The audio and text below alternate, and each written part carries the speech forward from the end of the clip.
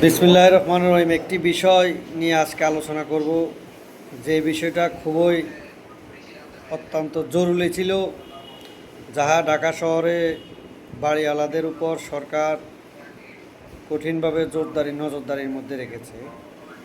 আমরা সবাই জানি উৎসব কর এটা সবাইকে দিতে হয় প্রতি বছর।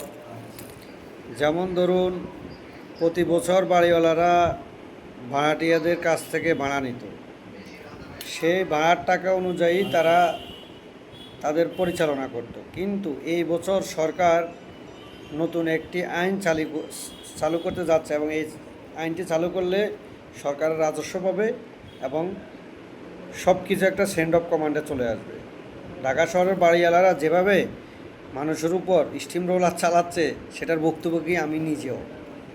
তো সুখবরের বিষয় ভাড়াটিয়াদের জন্য হলেও, আর দুঃখের বিষয় বাড়িওয়ালাদের জন্য যে বিষয়টা এখন দেখা যাচ্ছে এই আইনে, এনবিআর নতুন একটা সিস্টেম রোল প্লে করবে, যেটা হলো, ধরুন আপনি যদি 1,00,000 টাকা বাড়ি ভাড়া পান, সেই 1,00,000 টাকার বাড়ি ভাড়া আপনি 5,000 টাকা উৎসব কর দিতে হবে। কিন্তু সেই 5,000 টাকা যে আপনি নিজে দিবেন বিষয়টা এমন না, সেটা আপনার ভাড়াটিয়ার মাধ্যমে দিতে হবে। ভাড়াটিয়া অনলাইনে জমা দিবে, সে অনলাইন স্লিপ আপনাকে দিবে। আপনাকে দেওয়ার পরে সেই অনলাইন স্লিপ আপনি বছর শেষে যে ট্যাক্স দেন, সেই ট্যাক্সের কাগজ আপনি গভর্নমেন্টকে দেখাবেন, সেই অনুযায়ী আপনার ট্যাক্সের সেই ফাইল থেকে ট্যাক্স কাটা হবে। আর যদি এটা না হয়, তাহলে এনবিআর তার নিজস্বভাবে তারা করবে, ম্যাজিস্ট্রেট কোর্ট চালাবে এবং তাদের পদক্ষেপ তারা নিব। তা আমি সরকারকে এটা এক হিসেবে সাধুবাদ জানাই যে সরকার সেই রাজস্ব আদায়ের জন্য এনবিআর খুবই সুন্দর একটা উদ্যোগ নিয়েছে।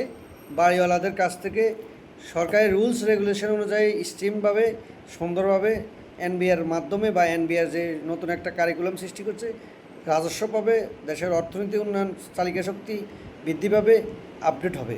তাই আমি এটার জন্য, এই বিষয়টার জন্য ঢাকা শহরের যে সমস্ত বাড়িওয়ালা আছে তাদের জন্য দুঃখের হলেও, কিন্তু আমরা যারা ভাড়াটিয়া আছি বা যারা ভাড়াটিয়া থাকি, তাদের একটা স্বস্তি কীভাবে, ভাড়াটিয়াদেরকে যেভাবে বাড়িওয়ালারা নির্যাতন, 2 মাস পরে ভাড়া বাড়ানো, 3 মাস পরে ভাড়া বাড়ানো, 1 মাস পরে বের হতে চলে যাওয়া, বিভিন্ন রকমের হিজিবিজি।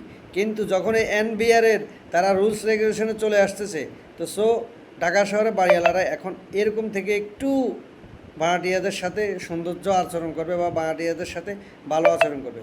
যদি তারা ভাড়াটিয়া পরিবর্তন করে, তাহলে এনবিআর এখানে তাদের হস্তক্ষেপ করবে, এনবিআর যাচাই বাছাই করবে, এখন ভাড়া কত দিচ্ছে, তখন ভাড়া কত ছিল, এখন ভাড়া বাড়ছে কেন, তাদের কর কেন ফাঁকি দিচ্ছে, এইগুলা এনবিআর জাস্টিফাই করবে।